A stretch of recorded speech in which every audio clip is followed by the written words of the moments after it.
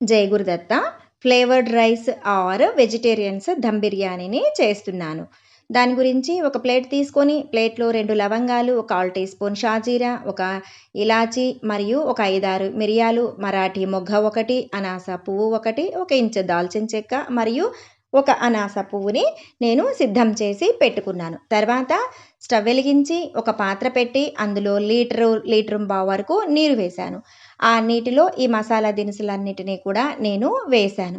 ఒక గుప్పెడు కొత్తిమీర మరియు ఒక గుప్పెడు పుదీనాను కడిగి శుభ్రం చేసి సన్నగా కట్ చేసి పెట్టుకున్నాను. ఇప్పుడు ఆ కొత్తిమీర, పుదీనాను కూడా మరుగుతున్నటువంటి నీళ్ళల్లో వేయాలి. నేను ఒక పెద్ద గ్లాసు బాస్మతి రైస్‌ని కడిగి ఒక అరగంట పాటు నానపెట్టి నీరు వంపి పక్కన పెట్టుకొని ఉన్నాను. ఆ బాస్మతి రైస్‌ని ఇప్పుడు నేను మరుగుతున్నటువంటి ఈ ఎసట్లో వేశాను. అన్నము ఉడికించాలి.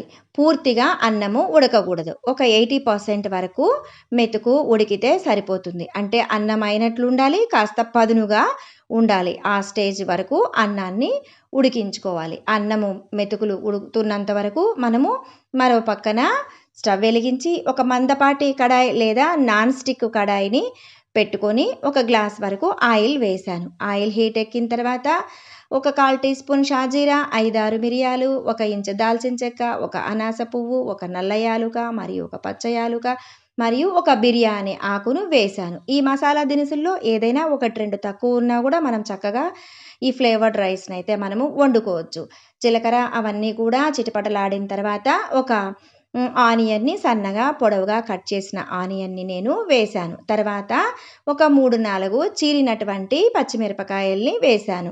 తర్వాత ఒక స్పూన్ వరకు అల్లం వెల్లుల్లి పేస్ట్‌ని కూడా వేసి పచ్చి వాసన పోయే వరకు అన్నిటిని బాగా దోరగా వేపుకోవాలి. బంగారు వర్ణము వచ్చే వరకు మనము వేపుకోవాలి. ఇక్కడ మనము ఎటువంటి కూరగాయల్ని ఇక మీదట వాడట్లేదు. ఆనియన్ మాత్రమే వేశాము.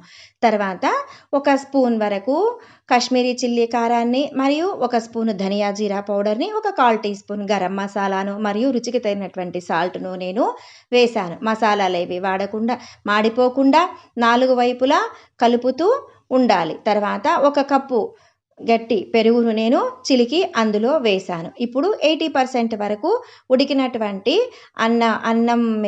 అన్నాన్ని నేను ఇప్పుడు చిల్లుల గెరిటతో అన్నం వడబోసినట్లుగా చేసి ఈ పక్కన మనము ఈ మసాలా ఉన్నటువంటి దమ్మున్నటువంటి కడాయిలోకి ట్రాన్స్ఫర్ చేసుకోవాలి. అది ఒక పద్ధతి. లేదంటే అన్నాన్ని చిల్లుల గిన్నెలోకి మనము వడగొట్టేసుకొని అన్నమంతా కూడా దమ్మున్నటువంటి కడాయిలోకి మనము వేసేసుకోవచ్చు. తర్వాత మనం ఆ గంజి మిగిలింటుంది కదా, వార్చిన గంజి. ఆ వార్చిన గంజిని ఒక చిన్న బుజ్జి ఒక గరిటెమైన లేదా ఒక టీ గ్లాస్‌మైన గరిటెలో ఆ గంజిలో మనము కాసింత పసుపు లేదంటే కుంకుమ పువ్వు ఉంటే కుంకుమ పువ్వైనా సరే వేసి కలిపేసి ఆ నీటిని మనము దమ్‌లో అక్కడక్కడ దమ్ రైస్‌లో కాస్త అక్కడక్కడ ఒక్కొక్క స్పూన్‌గా మనము వేసి మందపాటి మూతను పెట్టి స్టవ్‌ని పూర్తి సిమ్‌లో పెట్టి ఒక 7, 8 నిమిషాలు ఉంచాలి.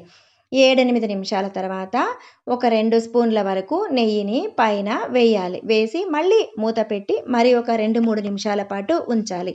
తర్వాత మూత తీసేసి గరిటెతో మనము ఫస్ట్ అంచుల వెంట కలుపుతూ రావాలి అన్నాన్ని. అన్నము మెతుకు విరగకుండా అంచుల వెంట కలుపుతూ రావాలి. తర్వాత నిదానంగా 4 వైపులా అన్నమంతా కూడా కలుపుకోవాలి. Vegetarians dum biryani or flavoured rice ready అయింది. కమ్మని పెరుగుతో అయినా తినచ్చు, లేదా గుత్తి వంకాయ లాంటి కూరలతో అయినా కూడా ఇది చాలా రుచిగా, కమ్మగా ఉంటుంది. Like, share, subscribe. Thank you.